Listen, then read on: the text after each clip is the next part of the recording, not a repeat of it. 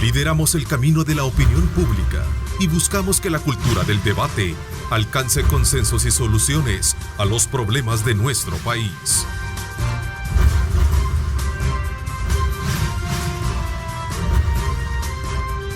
Diálogo con Ernesto López. Gracias, ¿cómo están? Martes 4 de junio, un placer enorme saludarles a ustedes. Gracias por sintonizarnos a esta hora de la mañana. Como siempre, agradecemos a Dios Todopoderoso por darnos esa oportunidad de poder ingresar hasta la intimidad de sus hogares. Bienvenidos a quienes ya están conectados a través de Megavisión Go. Estamos, por supuesto, también a través de nuestras cuentas en Facebook y estamos en Twitter para que usted pueda compartir con sus contactos nuestra señal.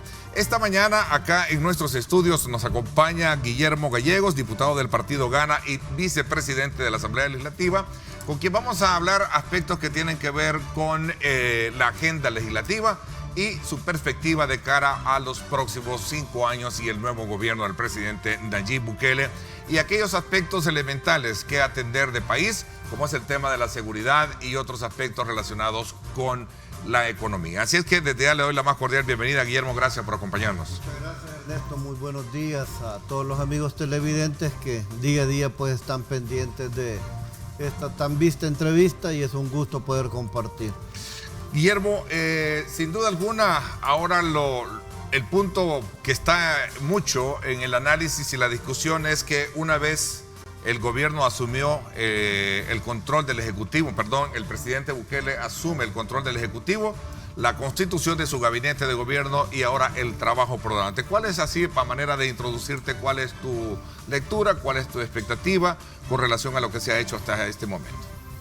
Bueno, yo no puedo menos que reconocer el esfuerzo que ha hecho el presidente en tratar de escoger a las mejores personas para cada uno de estos cargos tan importantes. Aún faltan todavía algunas instituciones, algunas autónomas. Por supuesto que bajo el escrutinio público siempre habrán opiniones en contra y a favor de los nombramientos. Sin embargo, hay que darle al presidente el respaldo, hay que darle el apoyo. Él sabrá por qué cada una de estas personas ocupa un ministerio o una institución. Él habrá valorado muchos aspectos y como yo lo mencionaba en otra entrevista el día de ayer, hay que dejarlos que tengan su tiempo, hay que dejarlos que hagan sus primeras acciones y después de un cierto tiempo se valorará y se evaluará su trabajo. El presidente a sus ministros les ha pedido incluso su renuncia al 31 de diciembre de este año porque él también pues tendrá que valorarlo. Yo creo que cuando se nombra un funcionario se hace con la confianza de que va a hacer un esfuerzo muy bueno, un buen trabajo y nadie quiere poner a alguien para que no lo haga, para que no lo haga bien.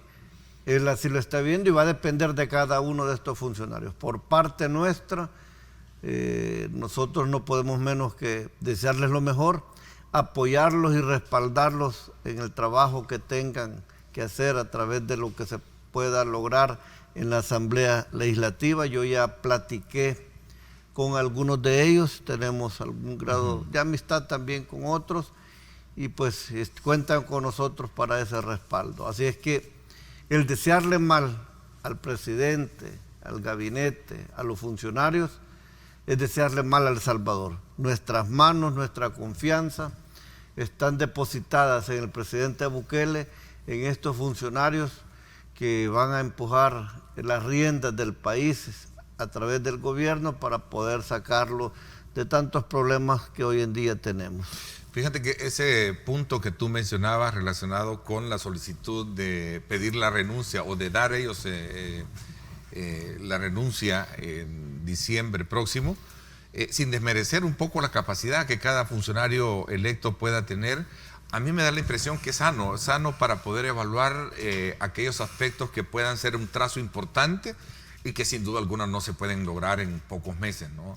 Tiene que irse estableciendo metas digamos, como de mediano o largo plazo, ¿verdad? Y es una luz diríamos en este caso amarilla para los funcionarios, porque el presidente perfectamente, sin o con renuncia, él les puede decir, mire, hasta aquí llegó, lo siento mucho, claro, no está usted a la altura o a las expectativas que teníamos, y simplemente pues decirle ya no sigue. Sin embargo, desde el primer día, que hay que también reconocer que el primer Consejo de Ministros se realiza el día 2 de junio, un día domingo por la tarde, pues esto es bastante importante, porque esto indica que el presidente va a hacer 365 días, 24 horas de labor constante y permanente. Un cargo como el de él, a diferencia del anterior presidente, vamos a tener un presidente con mucha presencia mediática o a través de redes sociales. Así es que los ministros, con esta, diríamos, luz amarilla que él les pone al momento de partida, están advertidos. Yo creo que ellos no lo deben de ver como una amenaza. Todos ellos tienen capacidad, tienen experiencia, sino que lo deben de ver como un reto personal a dar lo mejor. Yo los quiero felicitar a todos, porque el día de ayer hemos visto y hemos podido percatar de la llegada que ellos han tenido a sus diferentes instituciones. El ministro Mario Durán, el ministro Rogelio Rivas, el ministro Rolando Castro, la ministra, bueno, todavía hoy presidenta del FIDL, que hace su primer día de trabajo en un pueblo aquí por Morazán. Entonces creo que la señora canciller también, en fin, la señora ministra de Salud, el director del Seguro, en fin, creo que el presidente de CEL también, por mencionar. Entonces creo que todos están haciendo lo que el presidente les ha mandatado, ponerse a trabajar, manos a las obras, y comenzar pues el anhelo y la esperanza que todos los salvadoreños, o la gran mayoría de salvadoreños, han depositado en Nayib Bukele. Quiero decirte que hoy no solo los que votamos por él el 3 de febrero tenemos esa gran ilusión y esa gran esperanza. Sé de gente que no votó por él, pero que se ha venido sumando en ese apoyo al presidente, viendo pues cómo él ha venido tomando algunas decisiones que para muchos pues han sido muy buenas. A tu juicio, las primeras acciones de este gobierno, ¿te parecen, o qué lectura le das? La decisión de cambiar inmediatamente el nombre del coronel Monterrosa a la tercera brigada, la destitución también del director de Protección Civil. ¿Cuál es tu lectura con relación a estas decisiones primarias que ha tomado el presidente? Mira, este tipo de decisiones que nos remontan al conflicto armado siempre van a tener un pro y un contra, un a favor y un en contra, ¿verdad? Personalmente yo no comparto la decisión de eliminar la tercera brigada con el nombre del coronel Monterrosa. ¿Por qué? Porque yo soy, con mucho orgullo, hijo de militar, pero respeto la decisión del presidente. Él es el comandante general de las Fuerzas Armadas hoy en día, y bueno, es una decisión de él. Por otra parte, te puedo decir, aquí vienen los pros y los contras. Estoy de acuerdo en la manera de cómo tomó la decisión para pues separar al actual director de Protección Civil, por el asesinato pues de esta persona tan importante en nuestro país como es el poeta Roque Dalton. Nada menos hoy desperté un poco temprano por la entrevista, me puse a leer un poco de él. Nunca me había detenido sinceramente a leer un poco los poemas de él, y realmente son muy profundos, muy buenos realmente. Yo los recomiendo que pues los puedan leer. Así es que con esta decisión yo creo que el presidente tiene toda la razón. Prácticamente son confesos los que cometieron este tipo de hechos, pero como te digo, pues son decisiones que él va a tomar y que nosotros vamos a respetar, nos parezcan o no, pues nosotros vamos a respetar este tipo de decisiones. Bajo ese horizonte ya de necesidades, de desafíos que tiene el país, ¿cuáles son a tu criterio las prioridades? Y te hago esta pregunta aún reconociendo de que tú eres un abanderado de que el principal problema que este país debe resolverse es el tema de la inseguridad. Es decir, tratar ese tema ya con más fuerza.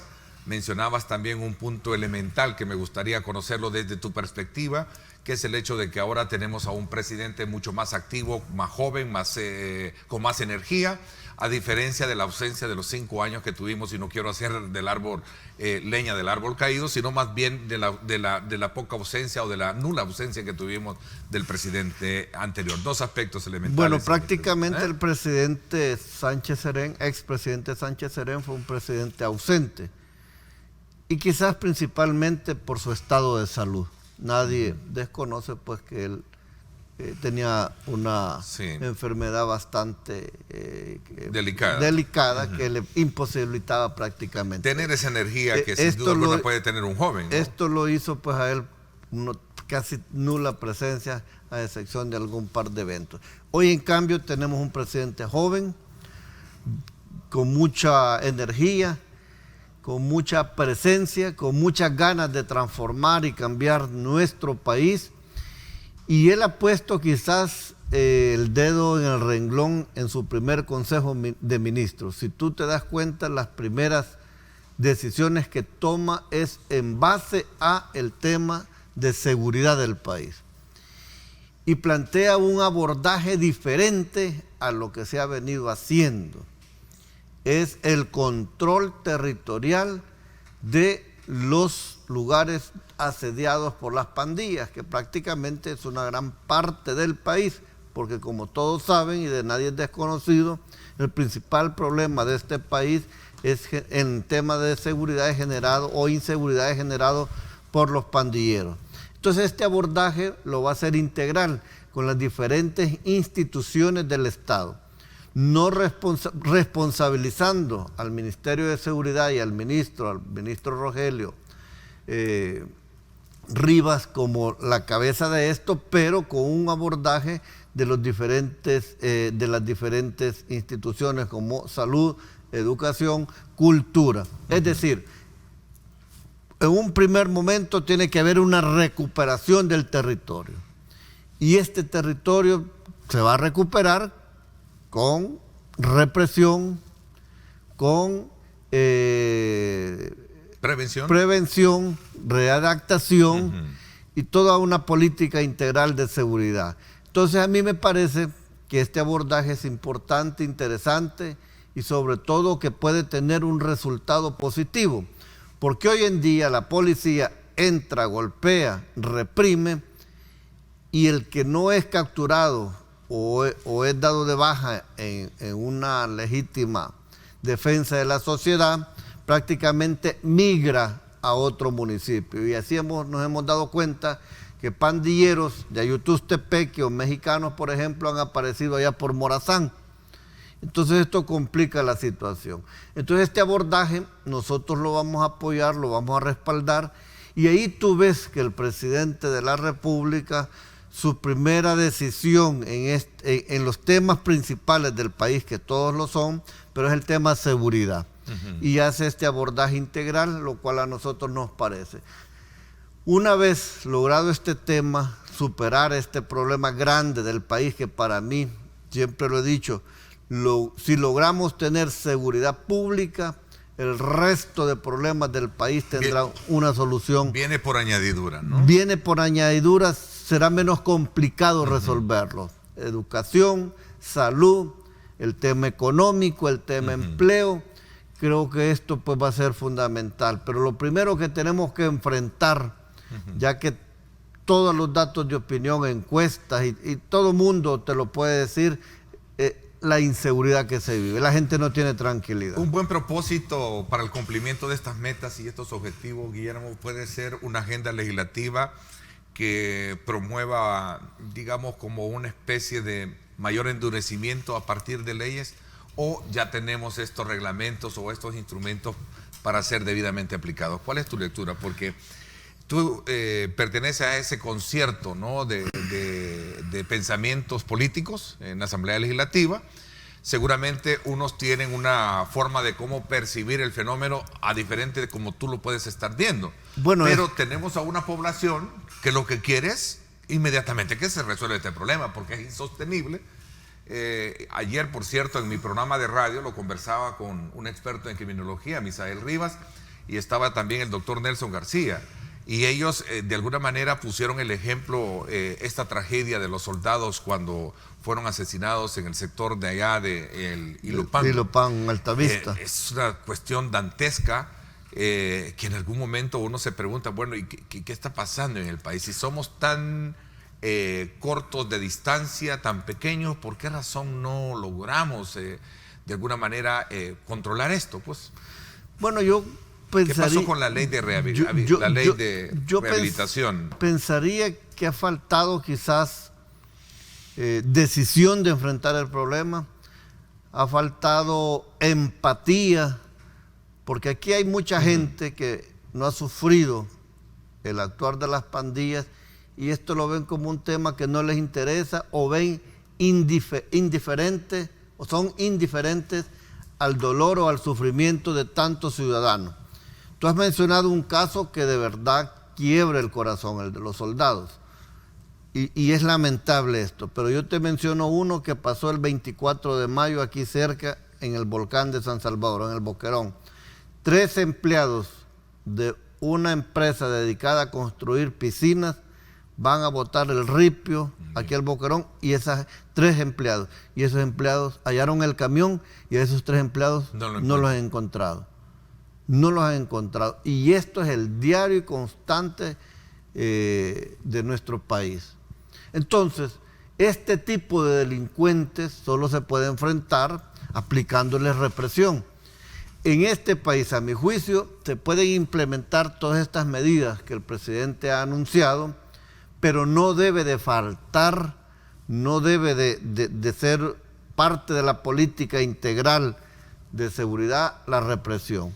Siempre en aras de la defensa de los ciudadanos, porque de lo contrario, quienes cometen represión en contra de la población honesta, honrada y que no pertenece a los pandilleros, son los mismos pandilleros. Y esto trae como consecuencia también hablar del nombramiento del actual director de la Policía Nacional Civil.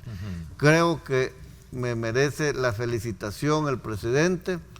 Yo le reconozco este nombramiento porque el comisionado Arriaza Chica es un hombre formado al interior de la policía desde sus inicios, es un hombre comprometido, honesto, es un hombre con mucha experiencia, con mucha capacidad. Y para mi juicio, el director de la policía debía de ser del interior de la misma. No podía llegar a alguien externo porque prácticamente pues iba a comenzar a aprender. Entonces el comisionado es un hombre que conoce, que sabe, viene de ser subdirector de áreas especializadas. Entonces yo creo que él, aplicando la parte que le corresponde, los diferentes ministerios, educación, salud, cultura, y el Ministerio de Medio Ambiente, Juventud, aplicarán su parte. Y así poco a poco vamos a ir recuperando el territorio, liberándolo de las pandillas. Si le logramos dar seguridad a la población, si la gente se siente segura a donde vive, a donde trabaja, a donde transita, estaremos dando un gran paso como país. ¿Cuál es el punto que nos va a permitir saber que hay un cambio en toda la línea estratégica o la política de seguridad que se tenía como país? Bueno, tú lograste. Ya a partir del posicionamiento que hace el 2 de junio el presidente, de abordar el tema integralmente con la recuperación de territorios, y es que la recuperación de territorios no es como se venía trabajando. Se llegaba, se dejaba un par de días un policía y de ahí salía. o se iban y los pandilleros regresaban. Hoy habrá permanencia de estas instituciones constante en el tiempo y duradera en el tiempo. Habrá prevención, habrá rehabilitación, habrá estímulo para que la niñez sobre todo pueda involucrarse en el arte, en la cultura, en el deporte, atención en salud, educación, porque hoy en día de nadie es desconocido que muchos centros de estudio también se han vuelto presas de los pandilleros. Ahí llegan a reclutar, a extorsionar, a buscar integrantes o a coaccionar a tanto menor de edad para que se involucre con ellos. Esto no debe de seguir pasando en nuestro país. Entonces creo que esto es lo novedoso, Ernesto y amigos televidentes. Este punto de abordaje que se quiere hacer de la inseguridad. Pero yo sí sigo insistiendo, es que no debe de aflojarse la represión y hay que aplicarla en los momentos que hay que hacerlo. Porque de lo contrario ya hay pandilleros que no entienden absolutamente de nada más de que enfrentarlos como se debe, y esto, como digo, en aras de la defensa de la sociedad, en aras de defensa de la población. Guillermo, te preguntaba sobre el tema vinculado al ejercicio legislativo. Bueno, nosotros de seguro... Se han hecho leyes a lo largo de estos años y muchos especialistas en el tema sostienen de que son leyes muy buenas. Por ejemplo, la ley no sé si hay una ley de reinserción o todavía está en discusión. Se está trabajando en eso. Se está trabajando en ello, que podría ser como una especie de, no amnistía, pero sí podría ser un factor de poder parar un poco el fenómeno de delincuencia. Y por supuesto también tenemos otros aspectos que tienen que ver con el endurecimiento de penas a partir de los códigos, ¿no? O sea, bueno, ¿qué se puede hacer desde ese ángulo de digamos, trabajo legislativo para poder apoyar al presidente Nayib Bukele, que en sus primeros horas de cambio dijo, bueno, vamos a enfrentar con la delincuencia recuperando territorios e incorporando, dijo, y este es el elemento al que cree, e incorporando al Estado dentro de estos niños. Bueno, nosotros... Y el Estado somos todos, la Asamblea es un órgano de Estado importante. Por supuesto que sí. Nosotros como Asamblea, pues prestos y atendiendo cualquier solicitud que se pueda hacer, tú lo has dicho, hay una gran cantidad de leyes que se han hecho en la Asamblea Legislativa, pero hay una cosa hasta hoy, no hay un compromiso real de algunas instituciones, de algunos funcionarios, de querer combatir la delincuencia. Porque ven el problema sin importarles, no les interesa. Entonces esto es algo importante, tener ese compromiso como país, como salvadoreños, como funcionarios. Y hablo de los tres órganos del Estado, no solo del legislativo que hacemos las leyes, pero también hablo del órgano judicial, del órgano ejecutivo, que ya el presidente pues ha dicho que va a volcar en este esfuerzo pues a todas las instituciones para que se involucren. Entonces, este compromiso de todos los que tenemos que ver con el Estado es quizás un primer paso importante. Así vamos a hacer que se pueda resolver este problema.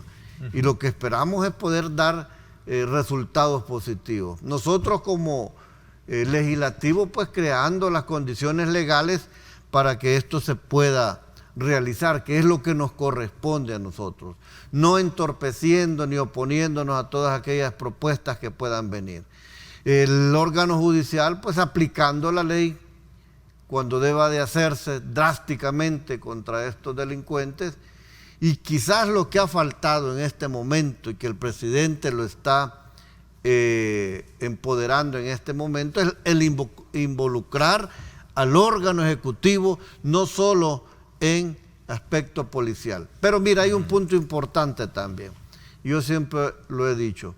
Aquí debe de jugar un papel fundamental y determinante los 200 consejos municipales del país. Ellos son los más llamados a involucrarse en esto. Porque son ellos los que enfrentan y los que lidian con este problema. Y ese es el Estado del que hablamos. Ese es el Estado del que hablamos, hablamos por de la supuesto. Asamblea Legislativa, hablamos de los gobiernos municipales, que son actores que importantes. son fundamentales. Desgraciadamente hemos visto cómo alcaldes se involucran con estos delincuentes. Y eso ha venido afectando más el problema de la inseguridad. Una vez le pregunté a varios alcaldes cuando se generó aquella expectativa de que capturaron a varios alcaldes que estaban un poco involucrados y me decían que ahí hay un limbo que es bien difícil de poderlo,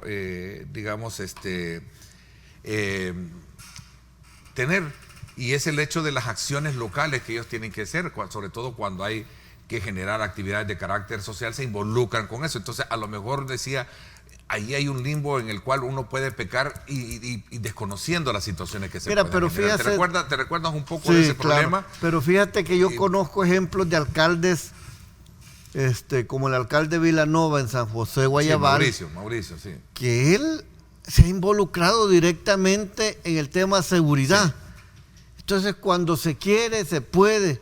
Cuando se tiene la voluntad, se puede. Hay otros alcaldes en el oriente del país que han tomado cartas en el asunto involucrándose en la seguridad. Bueno, pero él ha tenido que agarrar el fusil también y ponérselo. Bueno, si no, pero tú has visto que también aquí han muerto alcaldes a manos de pandilleros también. De alguna manera tienen que defenderse. Yo he sido promotor de las defensas comunales contra pandillas, que es una cosa pues que algunos apoyan y otros no, pero yo conozco lugares en este país que la gente decidió organizarse. Y es que este es otro punto también.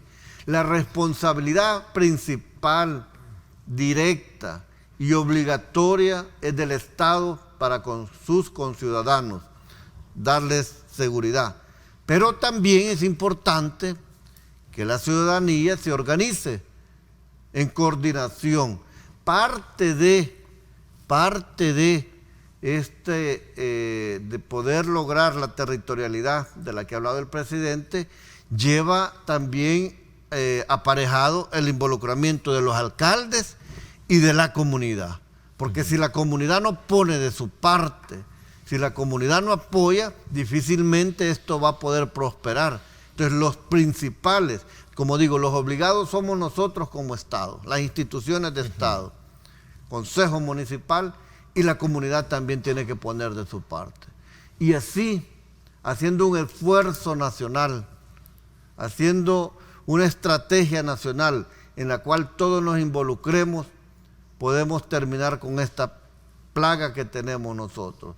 Rescatar a tanto niño que pueda caer en las garras de los pandilleros. Y aquel que tenga cosas que pagar, pues las tendrá que pagar en la cárcel o con su vida si se opone contra la autoridad. Pero no podemos seguir desangrando nuestro país, siendo víctimas de extorsión, de tanta gente que desaparece en este país por culpa de los pandilleros. No quiere decir que no se han hecho esfuerzos importantes. Es aplaudible la labor que hace la Fiscalía, la Policía, desmontando estructuras. Y hasta donde yo sé, a ambas pandillas o 3 pandillas que hay en el país se les ha golpeado fuertemente en capturas que se han hecho de cabecillas y las estructuras económicas que han logrado formar producto de la extorsión, del sicariato, del asesinato, del cual ellos se nutren económicamente. Mira, voy a hacer una pausa, son las 6:59. A propósito, esta denuncia que tú hiciste en tu cuenta de Twitter, dice, desgraciadamente en la Asamblea, hablando de grupos infiltrados, ¿no? Gente que ha tenido un pasado criminal en una institución. Cuéntame un poquito sobre esta situación. ¿Esto va en consonancia con lo que también en su momento decía el doctor Dorman Quijano sobre algunas mafias que hay adentro en materia de ejercer compras con precios elevados? Vamos a hablar de esto cuando regresemos, Memo. Y otro aspecto que me gustaría también hablar, a ver, ¿qué inflexión puedes ver tú en la política? Te hice la pregunta, en esa política, ¿qué política criminal debe de existir ahora para combatir este flagelo? Vamos a hablar de esto cuando regresemos y vamos a, desde luego, invitarlos a ustedes que sigan participando, @diálogo21, @Neto López Radio. Son las dos cuentas en Twitter disponibles para que ustedes participen y, por supuesto, tenemos información de tráfico. Este es el informe del tráfico desde el Megadrón. Gracias a Seguros del Pacífico. Seguros del Pacífico te ofrece full cover y cero deducible en tu seguro de vehículo. Para más información, llama al 2283-0800 o contacte a su asesor de seguros. Vámonos hasta el centro de la capital, viajando por el aire hacia el sector sur de la misma. Aquí estamos sobre la avenida Cuscatlán y la conexión del paso a desnivel que cruza el Boulevard Venezuela. Para que usted, si circula por esta zona pero tan preciosa del centro, que tuve la oportunidad de estar en el centro de la capital el fin de semana en la transmisión, y un cariño muy especial para todos esos que nos dispensan el aprecio y la admiración por este canal y por este servidor y por todos los que trabajamos en Megavisión. De verdad, es recíproco el amor que se les tiene a todos ustedes. Vaya ese cariño y esa bendición especial. Tráfico viniendo desde el sector de Oriente, de Soyapango, hacia lo que podría ser buscando el sector de La Bermeja, ¿verdad? O el cementerio también de Los Ilustres. Así está el tráfico en esta importante zona. Tome en consideración usted estas imágenes que se las proporcionamos en vivo, en directo, desde el propio lugar. Este es el informe del tráfico desde el Megadrón. Gracias a Seguros del Pacífico. Seguros del Pacífico te ofrece full cover y cero deducible en tu seguro de vehículo. Para más información, llama al 2283-0800 o contacte a su asesor de seguros.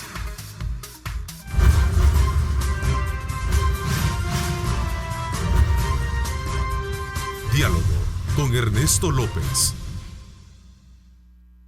Estás viendo Diálogo con Ernesto López.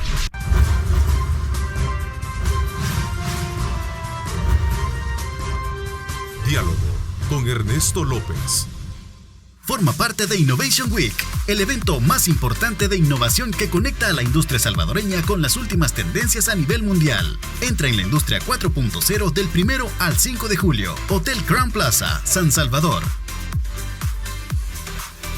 Bueno, a propósito, forma parte de Innovation Week, el evento más importante de innovación que conecta a la industria salvadoreña en las últimas tendencias a nivel mundial. Así es que desde ya pues la invitación para que usted participe en Innovation Week, un evento muy importante.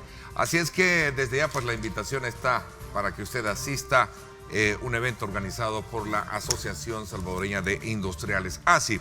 Continuamos con Guillermo Gallegos, diputado del Partido Gana y vicepresidente de la Asamblea Legislativa, en un análisis así general de cuál es su perspectiva de país, ahora con la asunción del presidente Nayib Bukele, y también el papel que la Asamblea Legislativa debe de jugar para coadyuvar en ese esfuerzo de entendimiento que permita de alguna manera cumplir un trazo tan importante que apremia muchísimo, que preocupa muchísimo a los salvadoreños, y que es la inseguridad, la violencia que impera hoy en día. Te dejaba un poco tomando como referencia este tema de un tuit que tú colocaste, Memo. Cuéntanos un poco, ¿es tanto así el problema allá adentro de la Asamblea? El crimen organizado penetra en las diferentes esferas de nuestro país, y la Asamblea Legislativa no escapa a ello. Tú has visto en otras oportunidades como alcaldes se han visto involucrados también.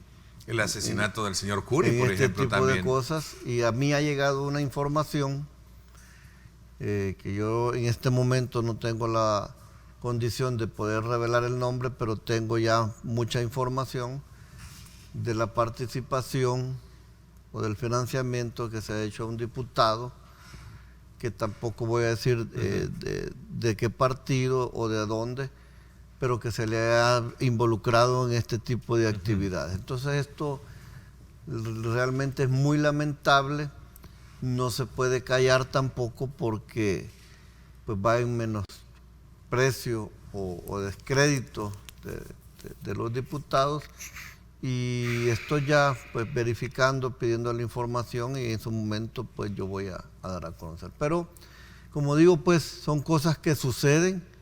Desgraciadamente tú ves cómo se involucran diferentes, no solo políticos, sino diferentes gentes o de diferentes sectores con el crimen organizado, y esto es triste. Esto es lo que nos ha llevado a nosotros a que tengamos un país pues con tanta delincuencia. Memo, ¿qué está pasando? ¿Están fallando los filtros de contratación? Bueno, incluso de la misma seguridad. ¿Cómo se logra eso? Porque tú tuviste también problemas con un seguridad, ¿no? Lo conocimos. Es decir, ¿cómo se hacen esos filtros para evitar? Bueno, mira, lo que pasa, como te vuelvo a decir, que a lo mejor esta gente no inicia con eso, pero el crimen organizado los permea y les da dinero, alguna cosa, y esto pues los hace cómplices de esto, ¿verdad? Pero esto es lo que tiene que llamarnos a nosotros a la reflexión, de poder hacer mejores filtros, de que los partidos políticos tengamos mayor cuidado al momento de elegir este tipo de funcionarios o de candidatos a funcionarios en los diferentes procesos electorales, porque lo peor que nos puede pasar es pues que se vaya degradando el Estado a través de la infiltración del crimen organizado. Ahora, la tarea comienza por el funcionamiento también de la investigación, del sistema judicial y otros aspectos que tienen que ver con las leyes, Memo. Por eso yo te hacía la pregunta, ¿qué papel va a jugar hoy en este nuevo escenario ese concierto de, digamos, de pensamiento reflejado en los partidos políticos? ¿Tú crees que, ya entrando un poco a la esfera política, ¿no?, a la esfera de los partidos, ¿tú crees que los partidos políticos están conscientes del reto que viene por delante de convertirse en una oposición constructiva para resolver estos problemas como hemos mencionado a lo largo de estos minutos? La elección del 3 de febrero, los partidos hoy de oposición, Arena y el FMLN, por primera vez después de tanto tiempo son oposición, o creo que es por primera vez, deben de tomarla. Realmente la gente no lo votó y pidió un cambio, y dio un rotundo apoyo al presidente Nayib Bukele, que se ha venido incrementando en lo largo de en estos últimos meses. Ellos deben de leer e interpretar los anhelos y las aspiraciones de los salvadoreños. Y el oponerse a aquellas medidas que pretendan mejorar las condiciones de vida o superar los problemas de los salvadoreños y que provengan del Ejecutivo, no les va a beneficiar si tienen una oposición obcecada y con el único ánimo de obstruir. Esto no quiere decir que todo lo que venga es obligación aprobarlo.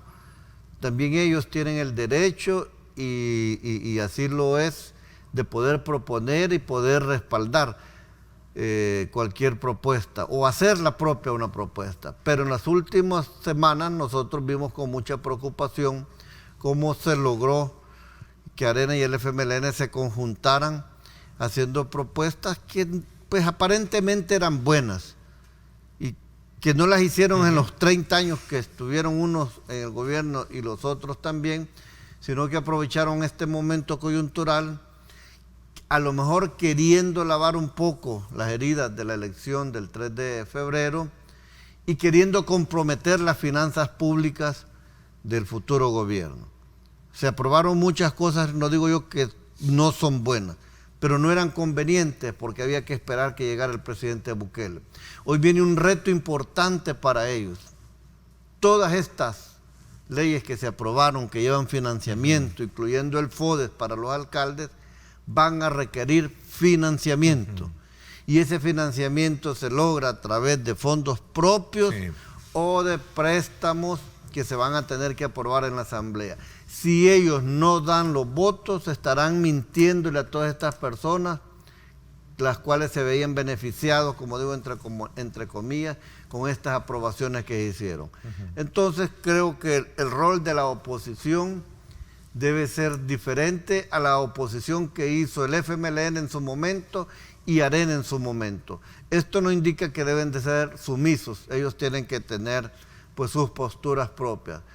Pero una oposición no gana seguidores o adeptos oponiéndose, obstruyendo el bienestar de las grandes mayorías. Una oposición también gana más adeptos si se suma y apoya aquellas propuestas buenas. Incluso, como he dicho, vienen propuestas de ellos que puedan significar mejorías para los salvadoreños. Pero lo que han hecho, yo sí creo que está mal, porque ante la opinión pública se veía que lo que querían no era prácticamente solucionarle el problema a esta gente, porque tuvieron 30 años o más para hacerlo, sino que asfixiar económicamente al gobierno para hacerlo ver mal. Pero hoy viene el vuelto, como he dicho, que será el financiamiento de todo esto. ¿Sigue sosteniendo que no fue la mejor decisión? Pues mira, yo creo que era importante hacerlo, o que era bueno hacerlo, pero que no fue el momento. No era el momento. No era el momento, porque teníamos que contar con el presente. Y te digo una cosa,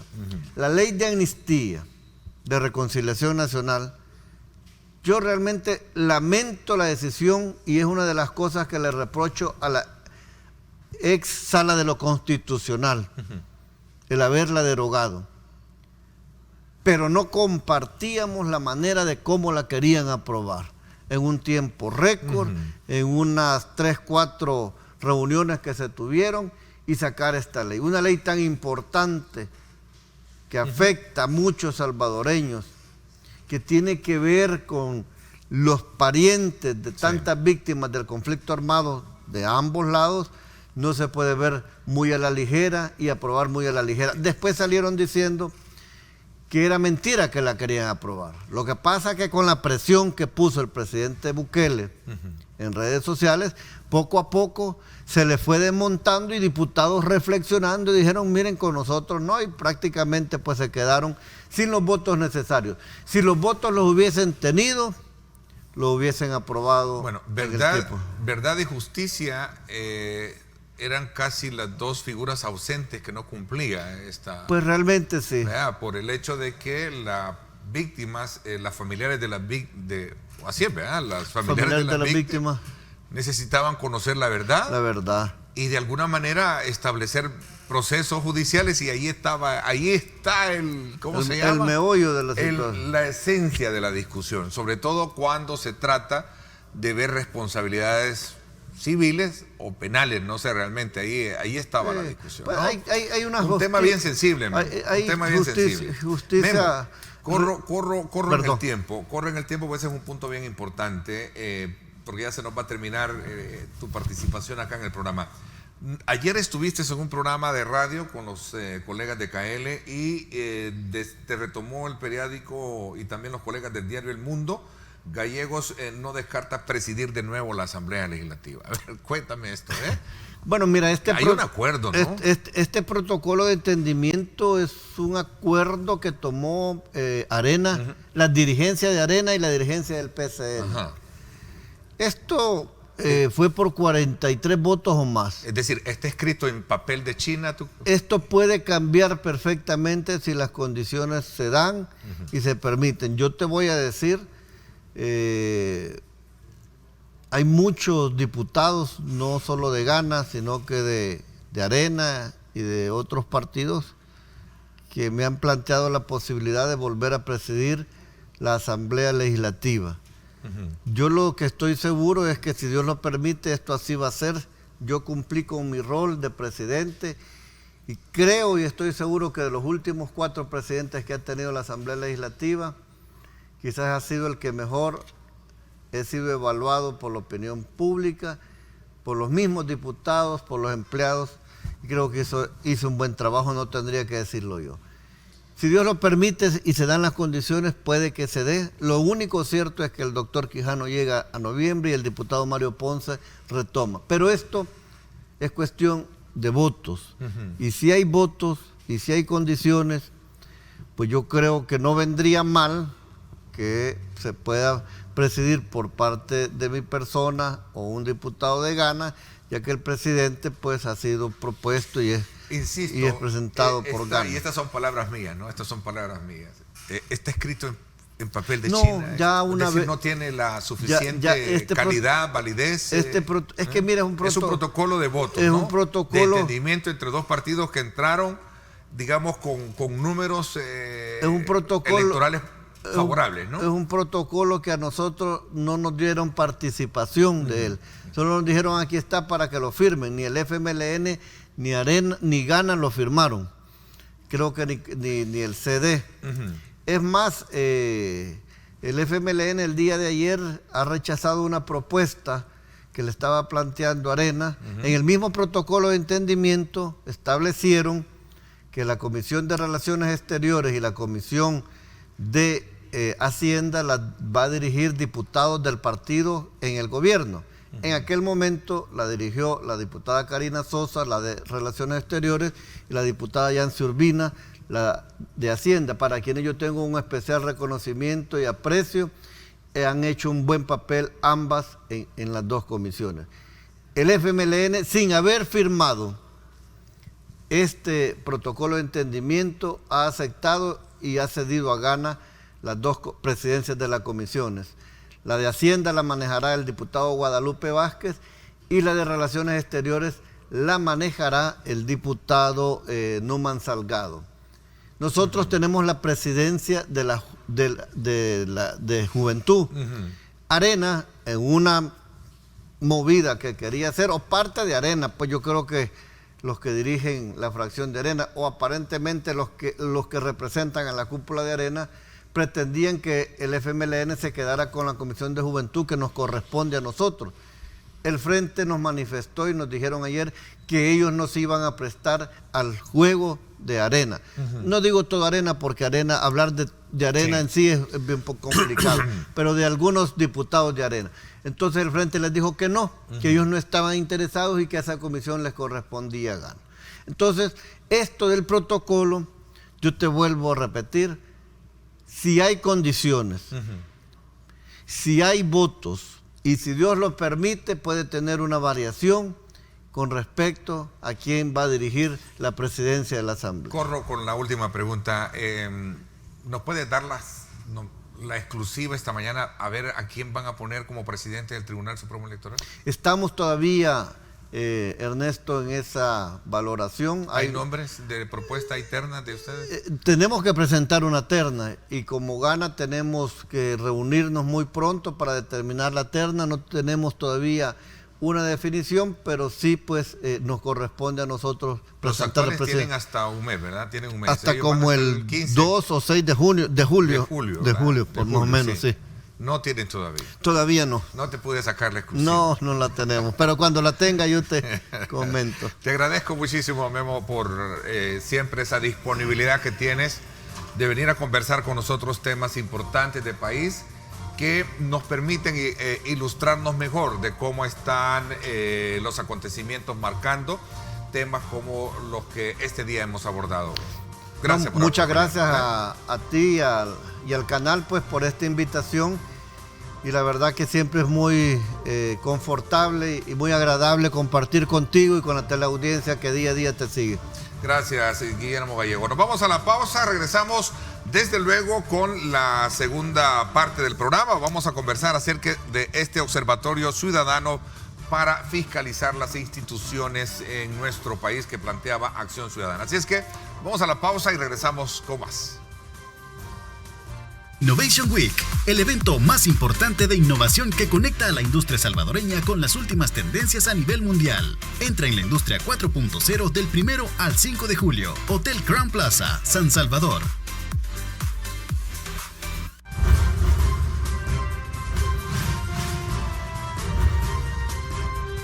Diálogo con Ernesto López. Estás viendo Diálogo con Ernesto López.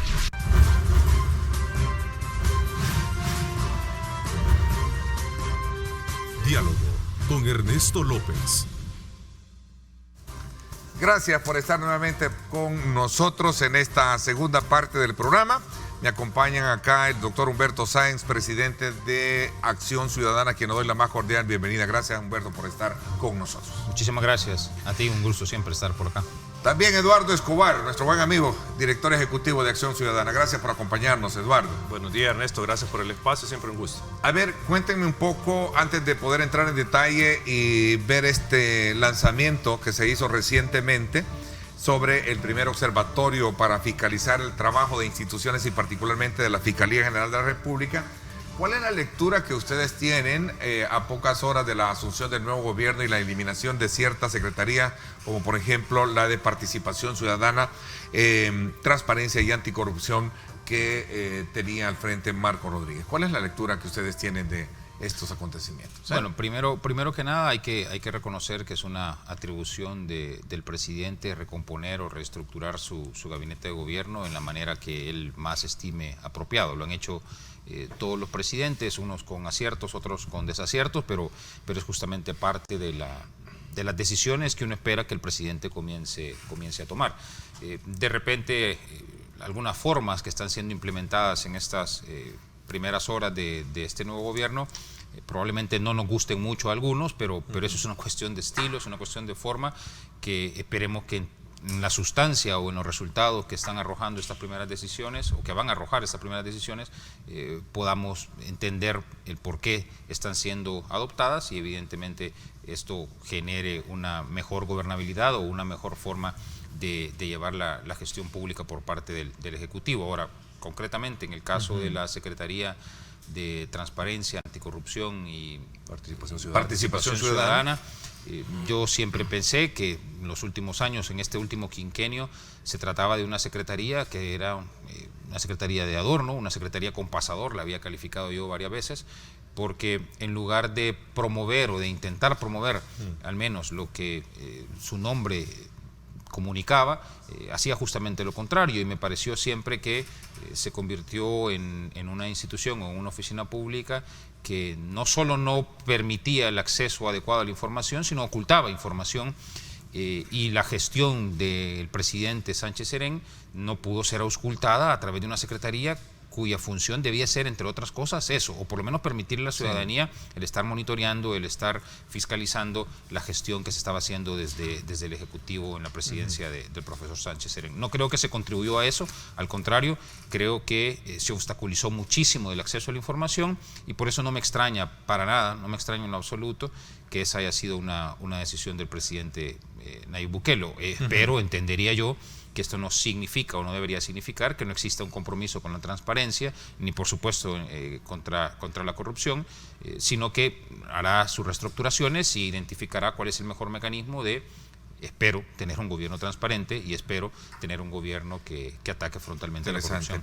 A ver, Eduardo, en ese mismo énfasis de la pregunta, quizás solo para sumar un poco algunos criterios que algunos han exteriado, es que realmente no llenó las expectativas que en su momento se pudo haber tenido de una oficina que por estar cerca del poder pudo haber alertado de algunos indicios, y digo indicios porque, ¿verdad?, de corrupción. A ver, ¿cuál es tu lectura, no? Bueno, como decía Humberto, el presidente de la República tiene la potestad, tiene la discrecionalidad de organizar su gabinete según las necesidades de su plan de gobierno, según su visión de gestión pública.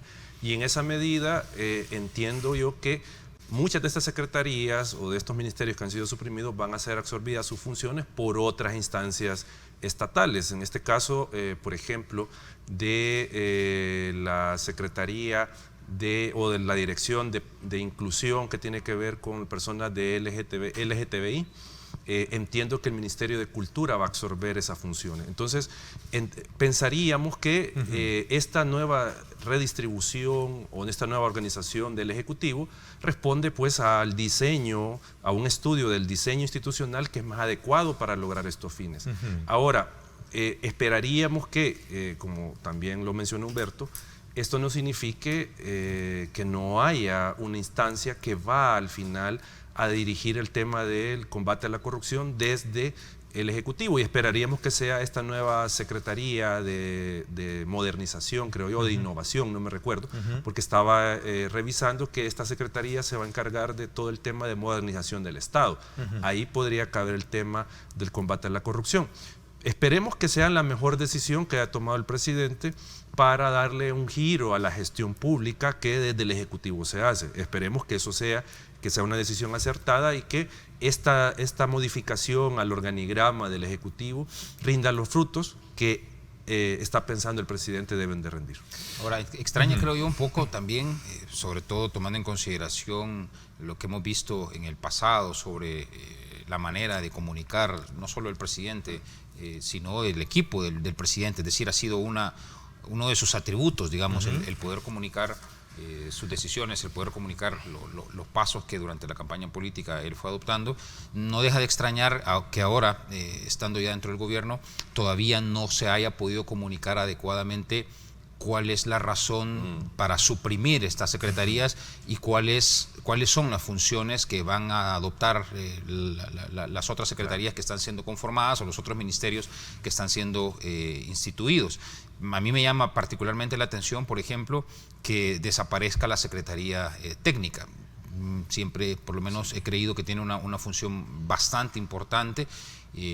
Ya él ha anunciado que se va a disolver, pero no nos ha comunicado quién asume la responsabilidad de la Secretaría Técnica o entre qué instituciones. Que es un actor importante para desarrollar toda la capacidad motriz que tienen los proyectos de Estado. Claro, un equivalente de la Secretaría. Ahí hay una gran pregunta. Anoche la estaban haciendo algunos economistas en ese sentido, que habría que sopesar, pensar o cambiarle o dinamizarle el nombre, ¿verdad? Porque hay gente muy especializada, por cierto. Con lo que dice Humberto, creo que es importante que el presidente explique eso, porque este cambio debe de venir de un análisis desde el punto de vista de la institucionalidad. O sea, hay obviamente áreas del conocimiento que se encargan de revisar la estructura organizacional de las instituciones para adecuarlas de la mejor manera posible para el funcionamiento. Y lo que dice Humberto, sin menospreciar el derecho de trabajo que tiene la gente, que a lo mejor se va a quedar sin trabajo también. Ese es otro tema, claro. ¿Ya? Ese es otro tema. Sí, ese es otro análisis que deberá efectuar también el gobierno actual, porque efectivamente... Será parte de la medicina amarga, ¿no? Así creo que fue que le llamó el presidente. Sí, pero tendrá que tomar en consideración también que debe respetar el ordenamiento jurídico, deben respetarse las leyes, deben respetarse las líneas jurisprudenciales que al efecto ya existen en cuanto a la estabilidad de los empleados, funcionarios públicos también.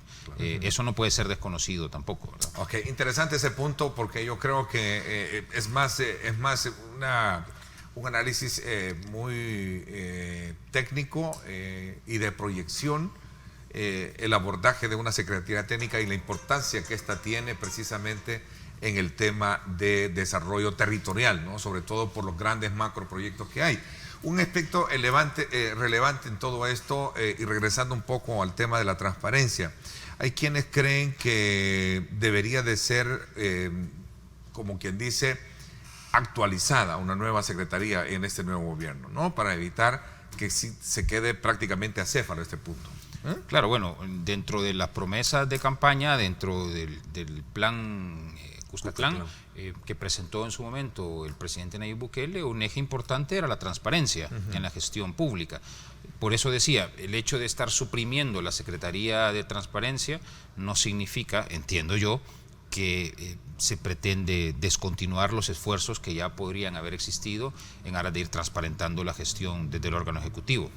Yo asumo que nos comunicará pronto cómo van a redistribuirse esas funciones o cómo van a reenfocarse esas funciones y cómo es que a partir de los próximos días vamos los ciudadanos a tener incluso noticias interesantes, relevantes en función de esa transparencia que se prometió en la campaña política. Es decir, estoy asumiendo, quiero partir de esa premisa, que la desaparición de la Secretaría no significa la desaparición del eje de gobierno en materia de transparencia. Es como una especie de estar ordenando el gabinete, pero realmente sin descuidar lo beneficioso que resulta tener una figura dentro de esa... Y más si consideramos que una de las propuestas del gobierno es implementar una comisión internacional de investigación ante la corrupción. Entonces tiene que haber un ente que esté desde el Ejecutivo involucrado en la creación de esta comisión, dándole seguimiento a esta comisión. Entonces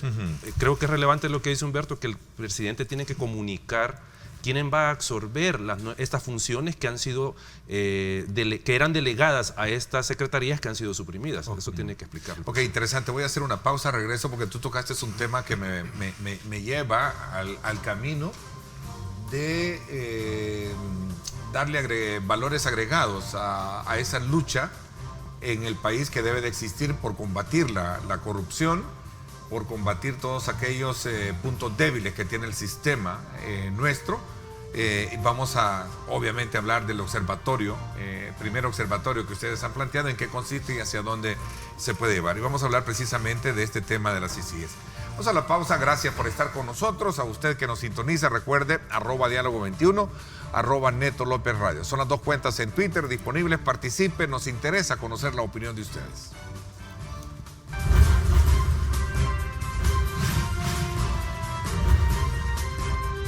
Diálogo con Ernesto López. Estás viendo Diálogo con Ernesto López.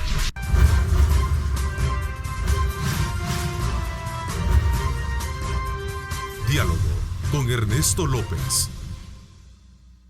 Bueno, gracias nuevamente por estar con nosotros. Continuamos conversando con miembros de Acción Ciudadana, con su presidente Humberto Sáenz y también con su director ejecutivo Eduardo Escobar.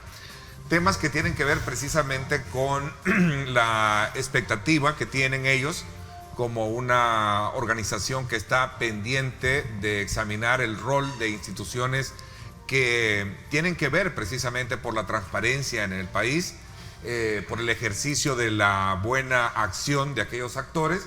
Y hoy estamos examinando un poco la visión que tiene el nuevo gobierno del presidente Nayib Bukele frente al tema de la transparencia, tomando como punto de referencia la eliminación de la Secretaría de Participación Ciudadana, Transparencia y Anticorrupción. A ver, pero tú mencionabas algo, Eduardo, que tiene que ver con también un ofrecimiento que el gobierno hizo o el presidente mismo para establecer unas CICIES en el país. Y tú hablabas de que es necesario poder tener la articulación de actores importantes a la hora de poder implementar un modelo de esta naturaleza, ¿eh? Sí, obviamente hay que entender que desde el Ejecutivo tiene que haber esa instancia articuladora de todos los esfuerzos que pueda hacer esta comisión, pero no bastaría solo con el Ejecutivo, sino que obviamente tiene que ser una articulación entre instituciones del sector de justicia, del sistema judicial. En este caso estamos hablando de órgano, el Corte Suprema de Justicia, obviamente, estamos hablando de la Fiscalía General de la República, porque sin esa alianza, lo quiero llamar de esa manera, sin esa interrelación y coordinación entre estos órganos, es difícil que una instancia internacional pueda tener los frutos que se espera. Entonces, en esa medida, creo yo que si bien se ha dicho que el presidente de la República ha delegado al vicepresidente para trabajar este tema, sería, recomendable, saludable que conozcamos qué instancia del Ejecutivo va a tener que llevar adelante todo este tema de la discusión, todo el tema de la coordinación que implica instaurar una instancia internacional de investigación contra la corrupción. Humberto. Sí, no hay que perder de vista además que en el caso de Acción Ciudadana y un esfuerzo conjunto que se hizo también con Funde, hace algunos días estuvimos conversando sobre esta posibilidad de incorporar una instancia internacional que contribuya a combatir la impunidad y la corrupción.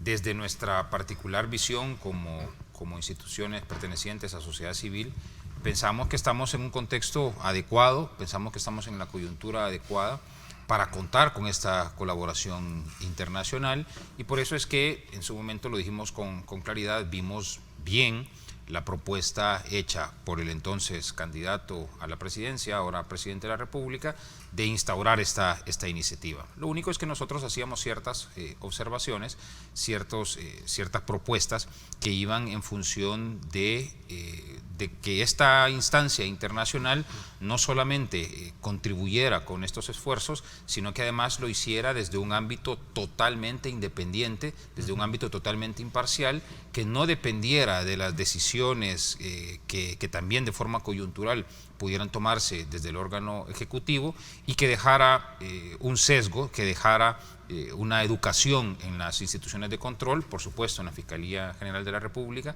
pero también en Corte de Cuentas, Tribunal de Ética Gubernamental, etcétera, de manera tal que al finalizar el periodo de esta instancia, 5, 7, 10 años, entonces estas instituciones logren ese fortalecimiento que al final de cuentas es lo que queremos todos. Nadie quiere pasar dependiendo por siempre y para siempre de la colaboración internacional. Reconocemos la necesidad de tener esta colaboración internacional, pero la idea es que se canalice de tal manera que genere la posibilidad de que nuestras instituciones funcionen por su propia cuenta. ¿Cómo cala esa propuesta, digamos, esa propuesta en particular frente al debate donde hay otros que sostienen que en el país está funcionando la institucionalidad? Tenemos a un presidente procesado, a otro también, que ya no está, y está también el caso del expresidente Mauricio Funes, por ejemplo, y otros casos también que han sido judicializados. Y alguien decía por ahí, o muchos dicen también, que en el país no la necesitamos. Incluso la misma embajadora de los Estados Unidos decía, yo creo que en el país lo que hay que hacer es trabajar por el fortalecimiento de las instituciones,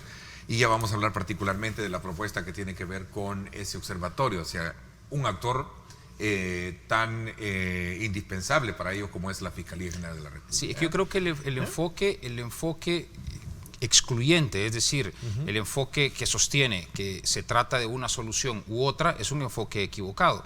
Nadie está planteando un enfoque excluyente. Lo que se está diciendo es: necesitamos una colaboración internacional y necesitamos seguir consolidando las instituciones. Eso es innegable. Como innegable es que algunos pasos se han dado por ciertas instituciones y no todas. Si hablamos de la Fiscalía General de la República, posiblemente encontremos algunos pasos importantes en el combate a la corrupción, pero si comparamos la gestión realizada en los últimos 15, 20 o quién sabe cuántos años más de Corte de Cuentas, no vemos absolutamente ningún avance. Tenemos una institución como el Tribunal de Ética Gubernamental que nadie sabe qué es lo que hace, por ejemplo. Entonces, sí tenemos instituciones que han dado pasos interesantes, que han dado pasos importantes, es innegable, pero todavía son insuficientes, y además vemos en los últimos meses posiblemente cierta desaceleración en las actuaciones de algunos otros órganos, como Corte Suprema de Justicia, Sección de Probidad de Corte Suprema de Justicia. Por eso es que pensamos que además de trabajar en el fortalecimiento de las instituciones con las que ya contamos, es importantísimo contar con una ayuda de esta naturaleza. Con un instrumento externo. Observatorio, el primer observatorio para fiscalizar a la fiscalía, ¿eh? Algo así como, lo estoy diciendo un poco peyorativo, ¿no? Fiscalizar ¿quién fiscaliza a quién? Sí, en este caso Acción Ciudadana presentó en días anteriores la iniciativa del Observatorio Ciudadano de la Fiscalía General de la República, buscando dos grandes objetivos. Uno es monitorear la capacidad institucional de la Fiscalía, es decir, evaluar cómo está actualmente la Fiscalía de cara, obviamente, a la persecución del delito. Eso queremos evaluarlo desde sociedad civil. Y el otro aspecto que nos parece importante es hacer de alguna manera un control social a la actividad y a los resultados que tiene la Fiscalía. O sea, queremos medir los resultados que tiene la Fiscalía, y en esa medida nosotros queremos presentar una serie de insumos, obviamente en informes, en datos, que puedan servir en primer lugar a la entidad que estamos realizándole el monitoreo, o sea, a la Fiscalía, para que puedan hacer algunos ajustes que puedan ser necesarios para que se desempeñen de mejor manera. Esa es una de las actividades, o sea, lo que buscamos es fortalecer la institucionalidad de la Fiscalía. Y el otro aspecto es también brindar insumos para los tomadores de decisión a la hora de, por ejemplo, elaborar un presupuesto para la Fiscalía General de la República. Hay una iniciativa de otorgarle un porcentaje de los ingresos corrientes del Estado fijo, así como se le da a la Corte Suprema de Justicia, en este caso la Fiscalía. Pero nosotros vemos una debilidad ahí. No se ha evaluado con datos cuánto es lo que necesita en realidad la Fiscalía General de la República. Entonces eso es lo que nosotros buscamos con el observatorio, dar datos, dar insumos para que la decisión que se tome sobre el rumbo de la Fiscalía, tanto internamente como externamente, vaya sustentada, porque nosotros lo que queremos es que en este nuevo escenario, en esta nueva corriente de transparencia y de combate a la corrupción, tengamos a la Fiscalía con la mayor capacidad posible para enfrentar ese desafío que, digo, como país debemos de tomar ya más en serio. Bueno, ¿y cuál es hasta este momento digamos, la valoración que le dan ustedes, Humberto, al trabajo desarrollado por este Ministerio Público? Yo creo que sigue siendo todavía una etapa temprana para llegar a algunas conclusiones, incluso dentro del corto periodo que tiene un fiscal general, que siempre nos ha parecido extremadamente corto, el periodo de 3 años, incluso dentro de ese corto periodo, digamos, lo que se lleva de gestión es también insuficiente como para hacer un diagnóstico de qué es lo que se está realizando, o de algunos resultados que se puedan estar generando ya con esta gestión en particular. Por eso es que, y enfatizo de nuevo lo que hacía ver Eduardo, nosotros en Acción Ciudadana hemos creído que además de acuerpar un esfuerzo de contar con una instancia internacional que nos ayude a combatir corrupción e impunidad, además de eso, es importante continuar trabajando en el fortalecimiento de las instituciones con las que ya contamos. Y pensamos que un factor muy importante para fortalecer a una de las instituciones más importantes, como es la Fiscalía General de la República, es transparentar lo que se está realizando al interior de esta institución.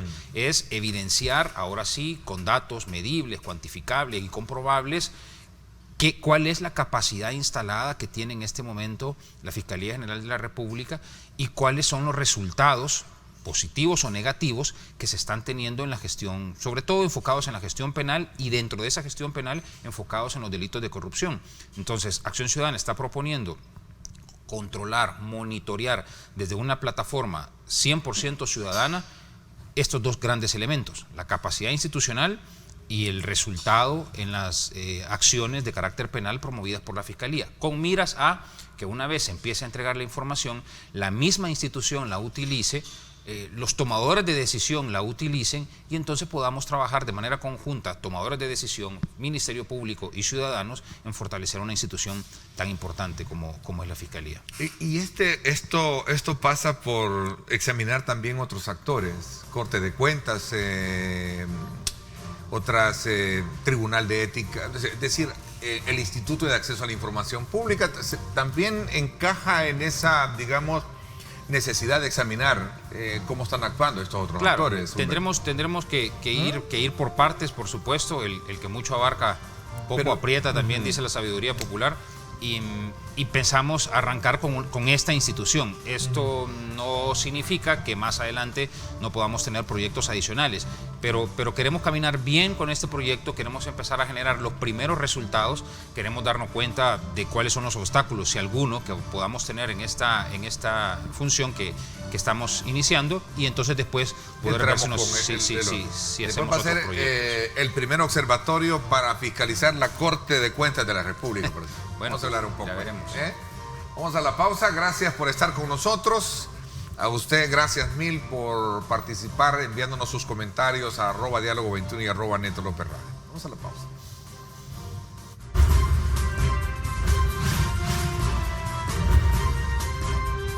Diálogo con Ernesto López.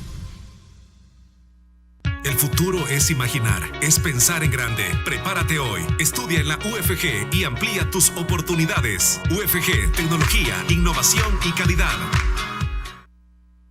Bueno, gracias nuevamente por estar con nosotros. Estamos en la etapa de conocer en qué consiste este tema de observancia que plantea Acción Ciudadana.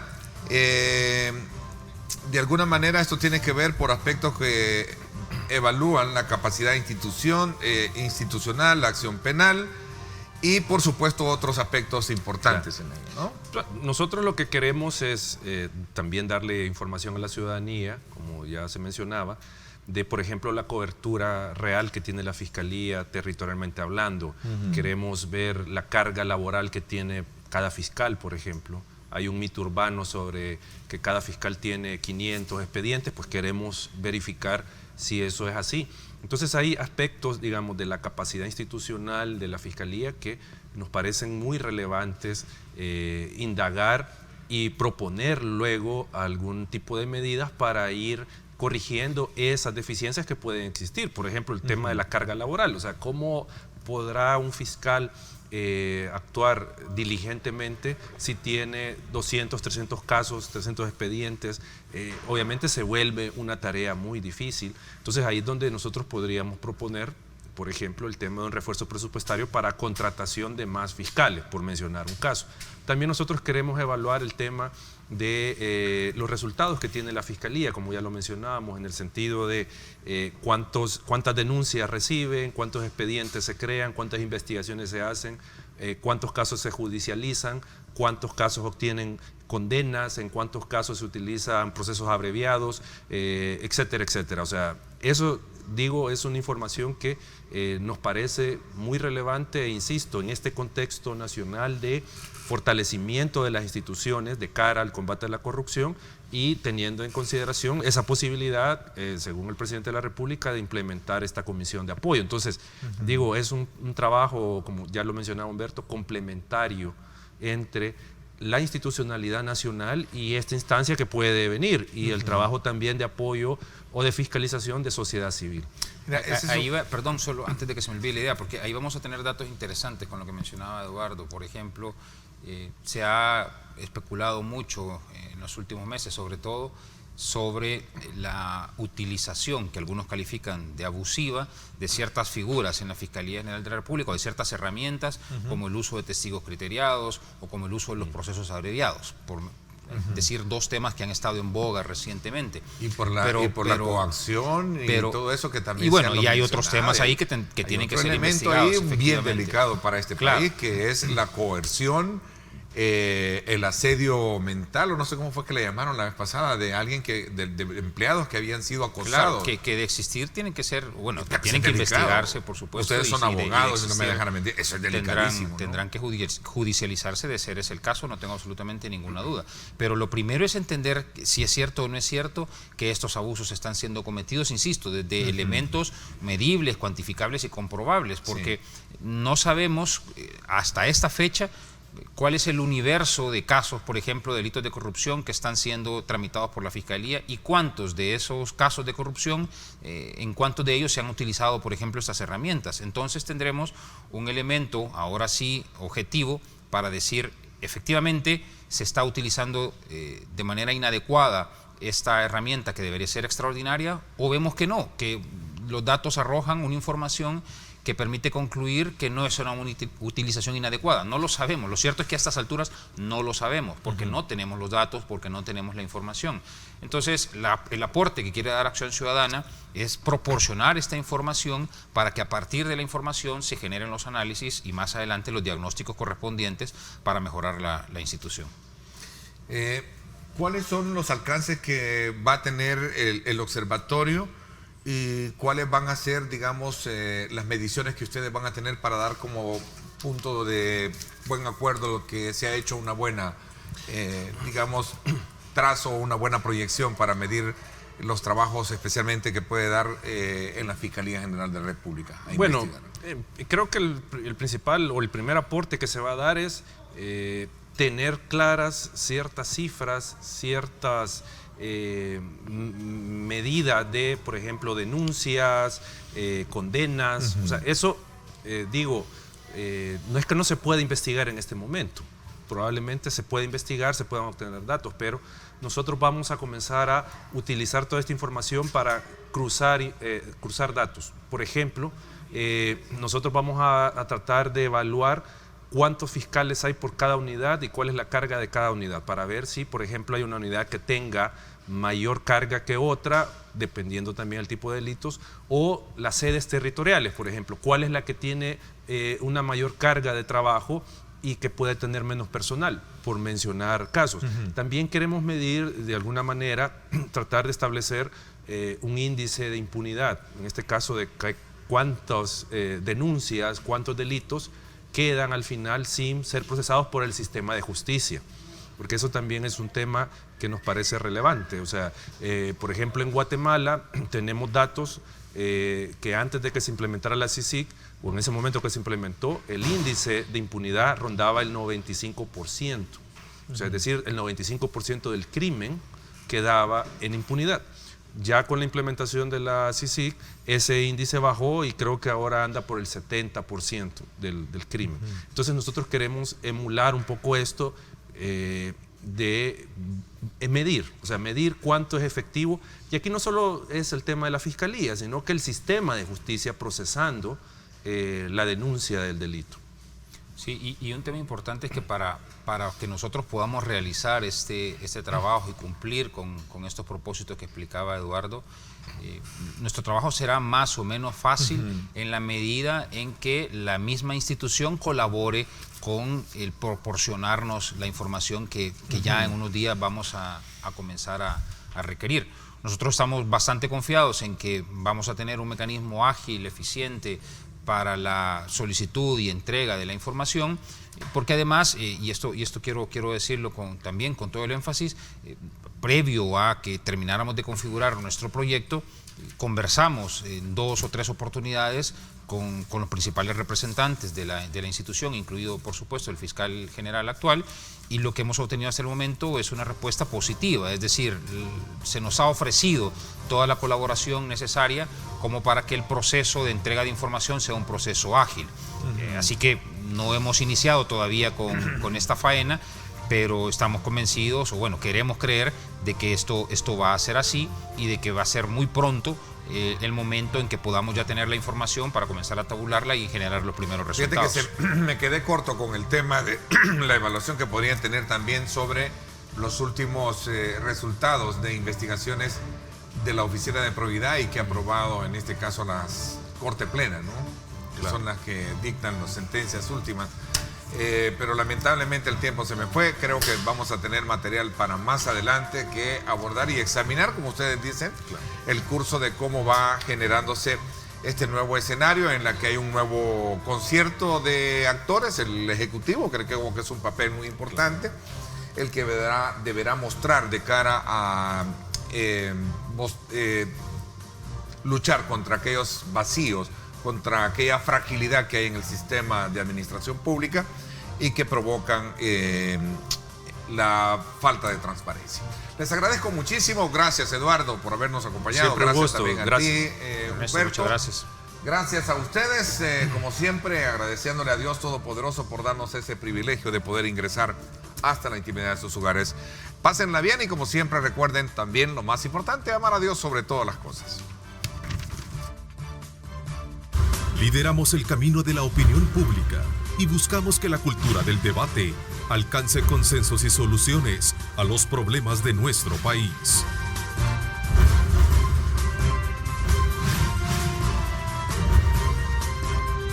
Diálogo con Ernesto López.